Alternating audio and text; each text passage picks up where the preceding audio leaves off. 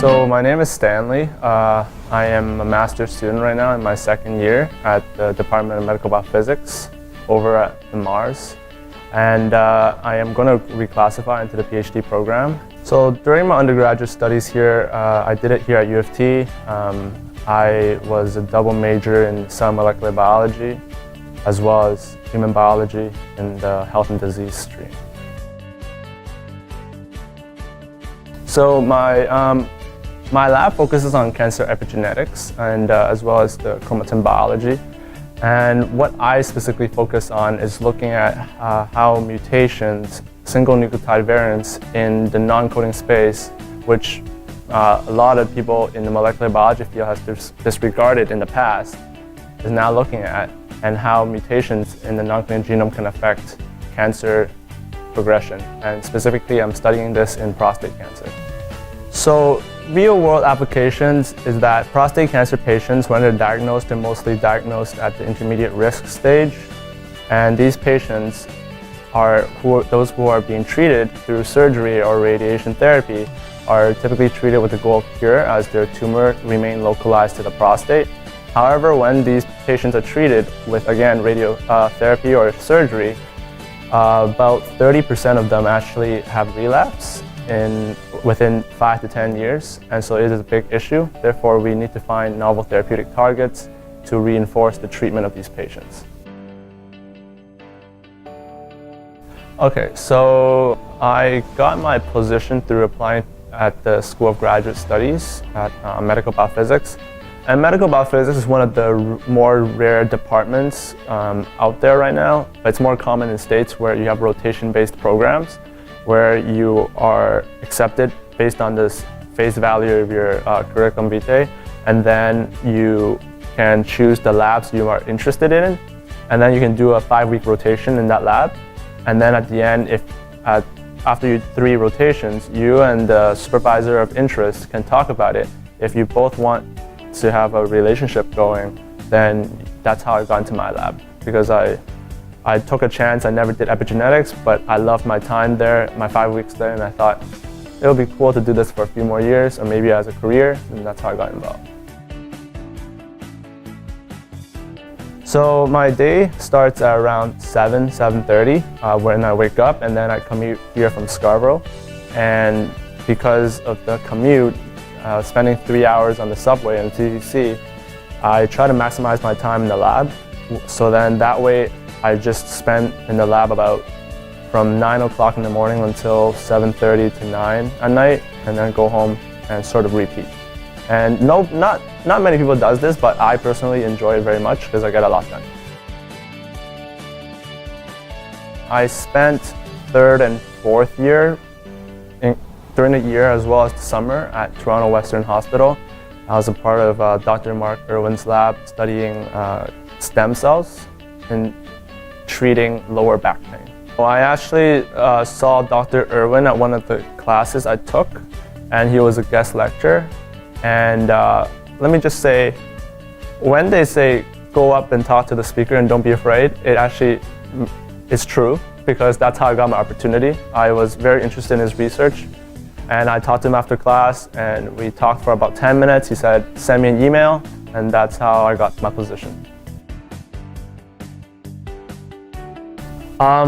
They say research experience is not required, but very much preferred, or it's an asset, and that is very true. I have not seen, or I have not heard of a graduate student so far that has gone in without research experience, unfortunately, at least in my program.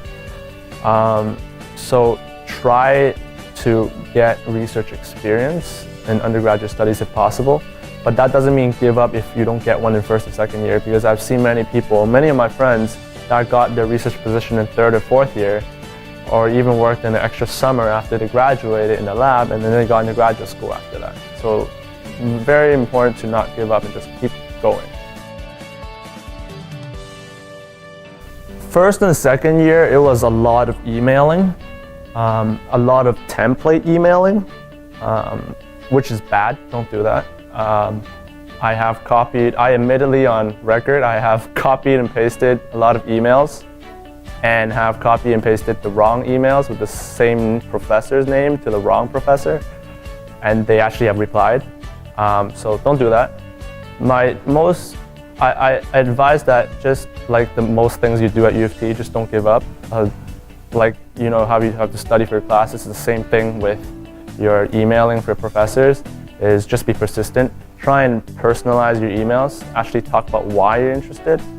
And even if you're not interested, at least read their papers and show interest, because I've realized that these researchers, they do this for a living, they do this for a career, they really care about their research. And if you show interest in what they do, they actually appreciate that a lot. And I would advise to go to workshops. I would advise taking smaller classes, like seminar classes here at CSB, because one of the reference letters I got from for my graduate application was actually from a CSB faculty. Definitely try and go to networking events. I've never been to those student lunch and learns, but I feel like that's a very great opportunity because it's a smaller group of people. I think those are really good opportunities to go listen to what the professor does. If you're actually interested, you can actually have that face-to-face chance to talk about the research and potentially ask for maybe a volunteer position. Because if you just email somebody, they may just skim it, or if they do read it and reply you, it will take a while to set up a meeting because professors are very busy people. And so, for example, my boss, he gets hundreds of emails a day, and I'm not even exaggerating. These professors get emails about positions all the time, and they get emails about their own collaborations as well. So it's very easy for these profs to just miss your email because all they do is just scroll, read the header, scroll. So very important to go to networking events. And again, take small seminar classes or lab classes. When I pursued CSB as a major, I really fell in love with the courses, especially the molecular biology courses, as well as I took animal physiology. It was amazing. And then I fell in love with it furthermore in third and fourth year when I took the seminar classes, because those classes are very small and everybody is very close and everybody becomes friends. And it's more of a discussion class about real-life science and real-life papers as opposed to just learning off the textbook, and I thought that was very effective. One, dress nicely.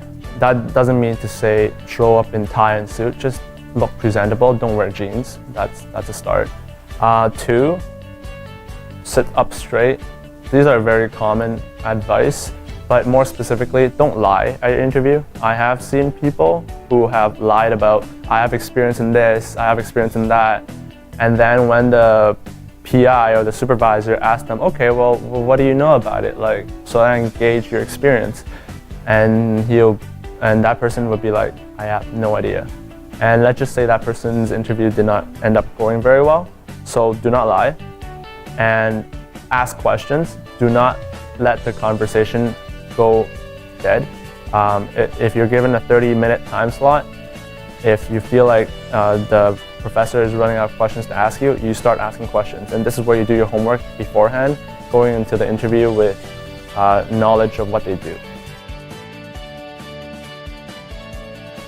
I think that my outlook has changed in terms of even the field of science has changed, where when I first entered undergraduate studies, a lot of people were interested in professional schools, whether that's pharmacy or whether that's medical school.